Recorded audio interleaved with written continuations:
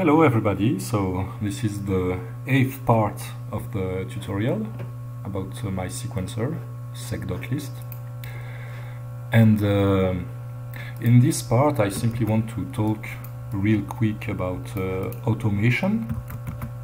So there is, like, I'd say, from my experience playing with this object and composing some things, you can see in my videos there are two tracks I made, one which is called Triodos, which is written with Greek letters, which was using only sec.list as a main sequencer, and the other one is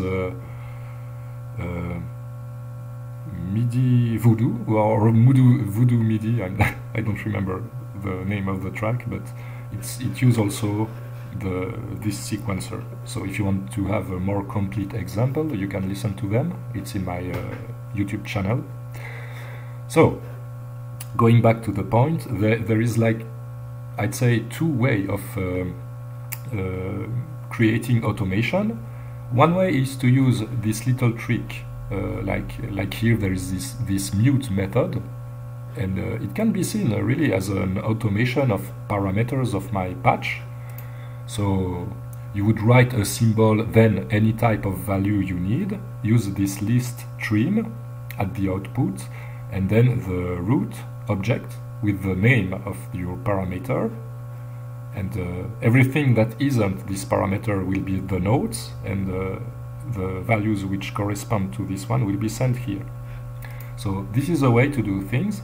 But so in the case of an electric guitar, it's quite logical to have a mute implemented inside of the instrument. But for more general, for example, if you want to automate an external effect, you'd better even use another sequencer which is specifically used for making an automation, because otherwise, imagine you have many parameters you want to change, your sequence will become really unreadable, and well, you could put your entire sequence into a text object, just to show you how. So it's something you can write things, put a semicolon, write another line, and I tried that method in some of my composition. So instead of writing everything down in a message box, you would write your first sequence here and then there, and it makes things a bit easier, because you can increase and decrease the window and then close it. So that could do it if you have to change some specific parameter, but I generally, now I tend to create a specific sequence for automation, because yes, it's more versatile. Also, here the mute method is quite, it's part of the guitar, but if I have a reverb, I maybe don't want to have to change it using 1/2. I maybe want to have a reverb during the entire bar. So if you use your automation inside of your musical sequence, you have the constraint of how to combine the values of your melodies and chords with some parameter change, and yes, it can get messy, but still, in that case, it's better to have a mute here and there. It's pretty easy to read, so yes, you understood the point. So let's do something a bit crazy. I will put a bit crusher at the output of every sound.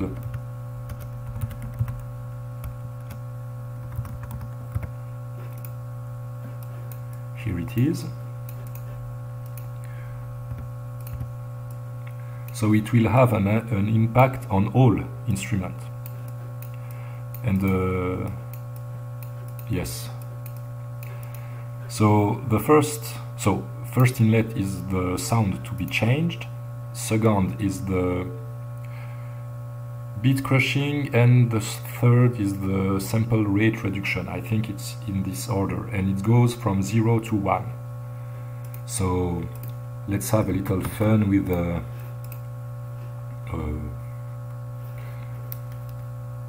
yes, maybe I just simply write from scratch the sequence. Yes, I know what I want to do. Just take these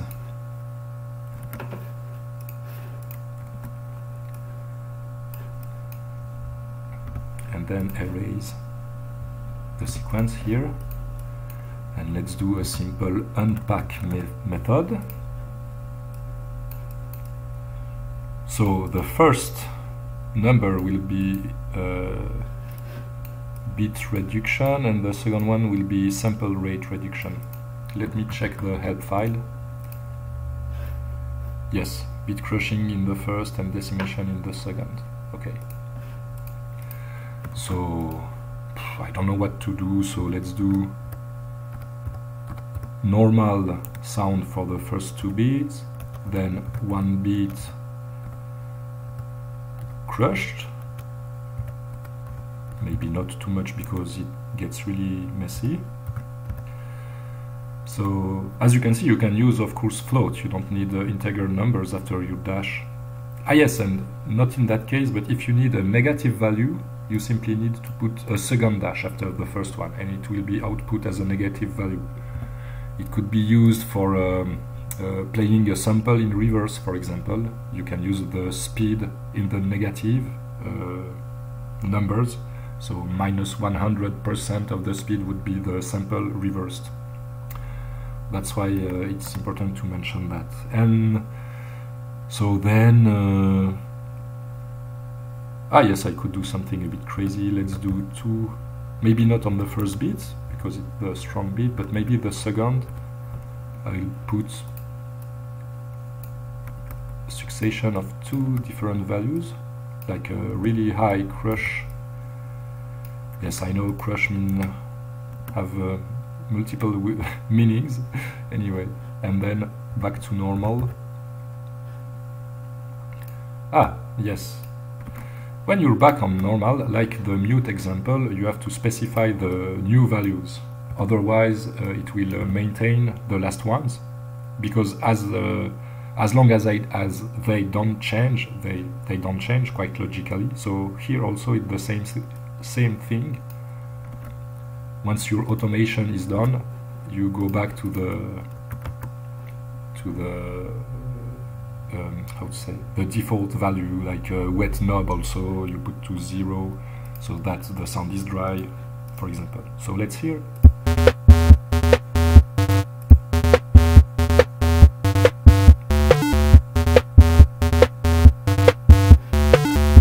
So it seems it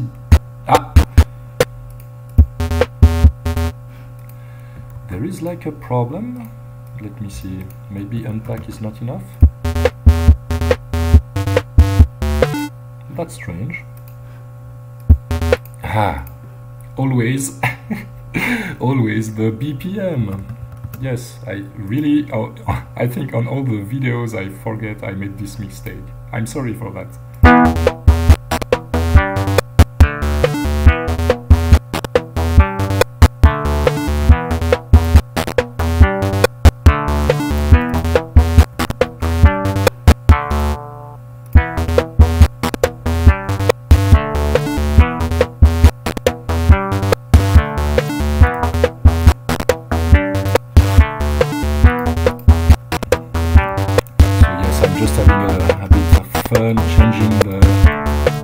Because yes, this crusher is really not noticeable.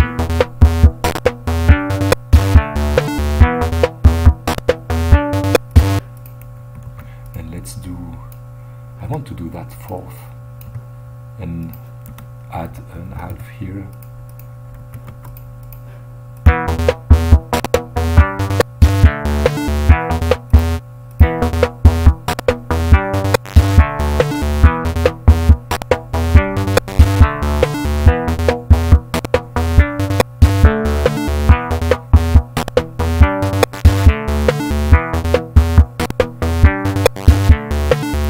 So yeah, that was that's it. I mean, it's a way to do automation. Of course, if you have like an effect that requires 3 parameters, you could, in that case, use in the creation argument 3, because you want to have 3 values output at the same time. So yes, there are so many ways to use this. I'm only exploring the yes, I'm all how to say, I'm really only at the start of the discovery, so there are many things to do with the sequencer. So thanks for watching. Let me see. Okay, I have a bit of time before the 15 minutes, so I hope this tutorial you appreciated it, and if you want to make a donation, but it's not mandatory, but if you want to help me, you can go to my Bandcamp page. There is like an album I made last year, which is called, I don't remember the name, but it's a long name. I will put a link in the video description also. It doesn't use, I didn't create the sec.list object at that time, but I developed an object which is also downloadable on the patch storage. Without going into too much details, it's like a random sequencer, which is quite versatile, and yes. So if you want to support me, also you can of course subscribe and like, and comment. Also, if you have question or a request for a next video series or a next video, simple, simply said, don't hesitate. And so yes, you can go to my Bandcamp and donate what you want for my last year's album, for example. So anyway, thanks for watching this series, and hope you have fun with this object and find also your own way of using it.